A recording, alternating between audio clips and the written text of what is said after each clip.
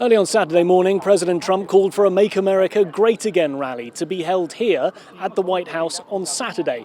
That has failed to materialise. Effectively, it was a suggestion for a counter-protest to the protests that we've seen right across the United States this week in support of George Floyd, the African-American that was killed in Minneapolis on Monday when he was being detained by police officers.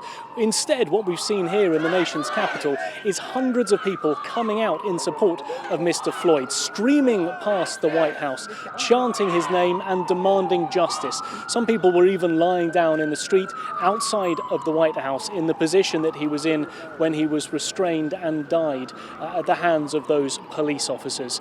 Part of the reason why we've seen such a high level of anger directed here in Washington, D.C. is that African-American communities feel that they have a president who isn't standing up for them, who isn't calling out the racism, who hasn't stood up to white supremacy during the course of his 3.5 years in office. And that is why they're angry, that is why they're outraged. They feel that there is a sense of injustice across the US shown to African-American communities. However, there also has been violence, looting and rioting in some American cities. That has been denounced by state officials and by the president. And the hope is that as we head into a 5th night since Mr. Floyd's death, that we won't see an escalation of those levels of violence.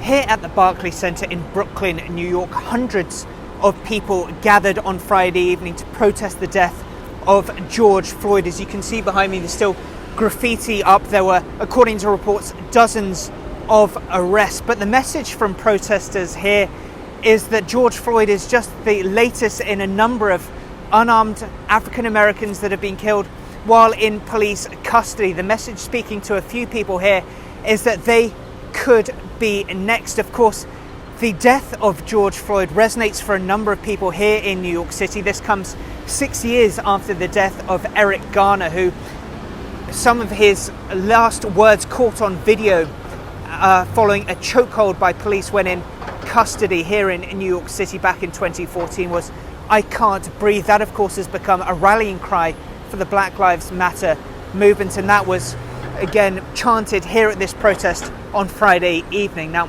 we've heard from New York's Governor Andrew Cuomo that he says enough is enough and it shouldn't take this long to end basic discrimination. We have also heard from New York City Mayor Bill de Blasio. He says that this anger should be put not towards individual officers currently operating on the streets, but should be instead targeted to those in power. Now, a number of demonstrations are planned over the weekend here in New York, as they are across a number of major cities throughout the United States.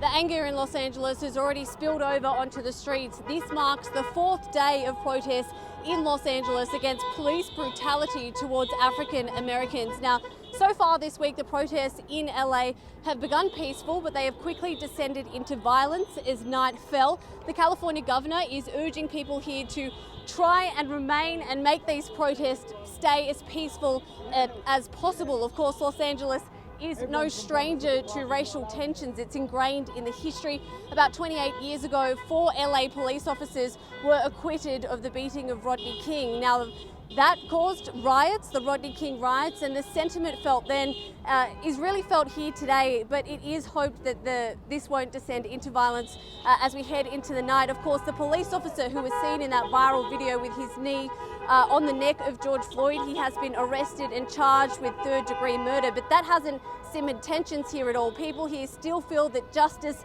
needs to be served.